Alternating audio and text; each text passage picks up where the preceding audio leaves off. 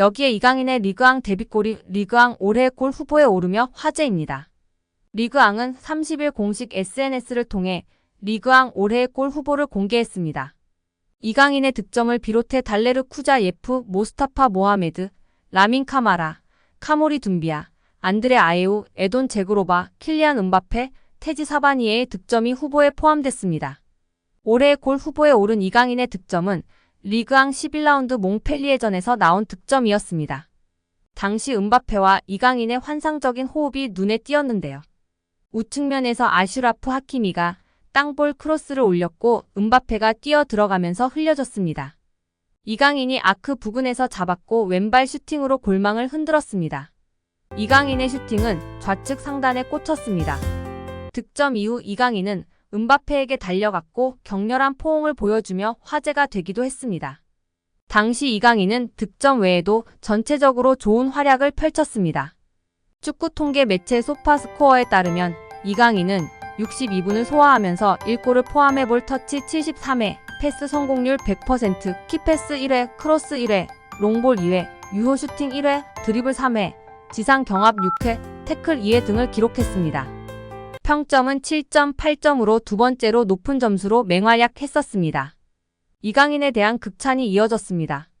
프랑스 매체 풋 메르카토는 팀 내 최고 평점인 8점을 주면서 경기 최우수 선수로 선정했습니다. 풋 메르카토는 이강인은 아시안게임에서 금메달을 획득한 뒤 좋은 경기력을 유지하고 있다. 덴벨레보다 더 좋은 활약을 보여주고 있다고 전했습니다. 경기 후 이강인은 자신의 SNS를 통해 더 많은 팬들이 오길 바란다. 팀과 환상적인 팬들에게 감사하다고 프랑스어로 글을 남겼었습니다.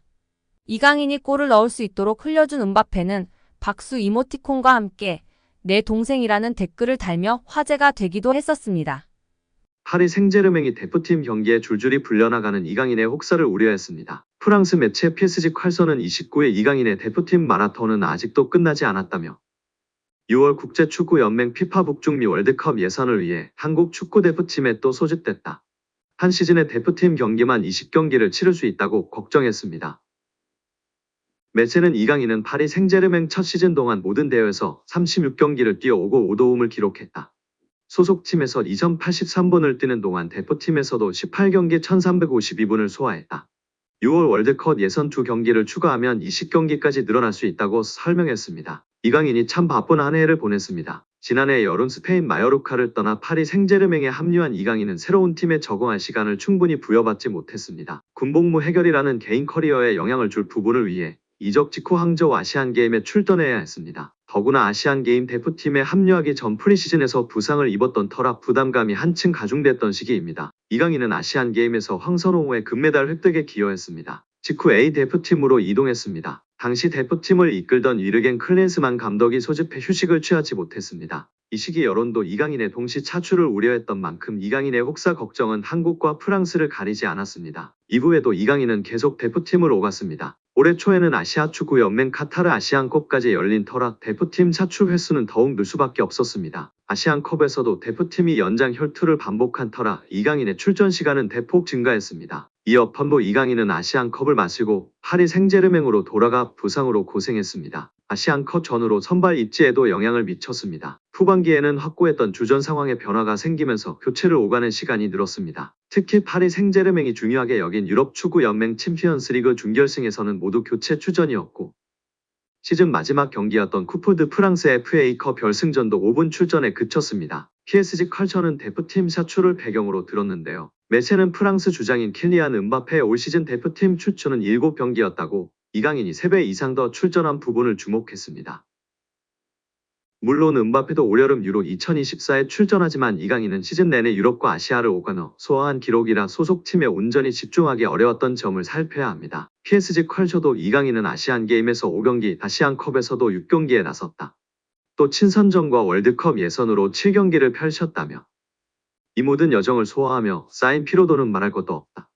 파리 생제르맹에서 보여준 다소 실망스러운 첫 시즌을 설명할 부분일까라고 연결했습니다. 이강인은 올 시즌 클럽과 대표팀을 통해 총 54경기에서 3,435분을 뛰었고 11골 10도움을 기록했습니다. 그 그럼에도 아직 김도훈호 일정이 남아있어 파리 생제르맹은 이강인의 휴가가 6월 초까지 미뤄지는 데 민감한 반응을 보여줬습니다. 올해 아시안게임, 아시안컵이라는 특수성이 있었고 아시아 선수로서 차출로 인한 장거리 비행 등은 당연한 것입니다. 오히려 다행스럽게 금메달을 아시안게임에서 따냈다는 점과 이렇게 차출이 많았음에도 엘리케의 사랑을 받았다는 점이 중요한 것 같습니다.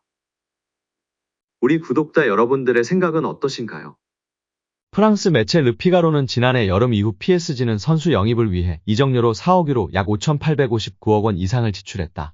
캄포스 단장이 선수 영입을 맡으면서 영입한 선수들에 대해 평가할 시기가 됐다고 전했습니다. PSG는 지난 시즌 종료 이후 메시와 네이마르가 팀을 떠났습니다.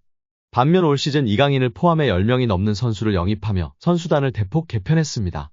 르피가로는 바르셀로나에서 5천만 유로 약 732억 원에 영입한 덴벨레와 바이에른 미넨에서 4,500만 유로 약 660억 원에 영입한 에르난데스는 기대에 부응했습니다. 프랑스 대표팀에서 활약하고 있는 이들에 대한 장점과 단점을 모두 알고 있고 견고한 선수들이었습니다. 이미 검증된 선수들이었고 이는 파리 생제르맹의 좋은 영입이었다고 평가했습니다. 르피가로는 다수의 PSG 선수에 대해 부정적으로 언급했습니다. 이 매체는 루이스 엘리케 감독 부임 이전 캄포스 단장이 영입한 하무스와 우가르테는 기대에 부응하는 활약을 펼쳤는지 의문이라고 전했습니다. 일단 8천만 유로 약 1172억 원에 영입한 하무스와 6천만 유로 약 879억 원에 영입한 우가르테는 PSG가 지난해 가장 비싼 이적료를 지불하고 영입한 선수들입니다. 우가르테는 PSG의 중원을 책임질 기술이 없다. 하무스는 슈퍼서브 역할을 맡고 있다. 자질은 확실하다고 언급하며 지나치게 높은 이적료를 지불한 것이 패착이었다고 전하고 있습니다. 이 두 명의 이적료를 합치면 무려 2,051억 원입니다. 이어 특히 지난해 9,500만 유로 약 1,391억 원에 영입한 무아니를 다시 같은 가격으로 팔 수는 없다며 공격수 무아니에 대해서는 실패한 영입이라는 뜻을 나타냈습니다. 또한 PSG가 올 시즌 영입한 수비수 슈크리니아르는 너무 느리다. 부상 복귀 이후에도 주전을 차지하지 못했다고 지적하기도 했습니다. 하무스와 우가르테에 이어 무아니까지 더하면 3,442억 원입니다.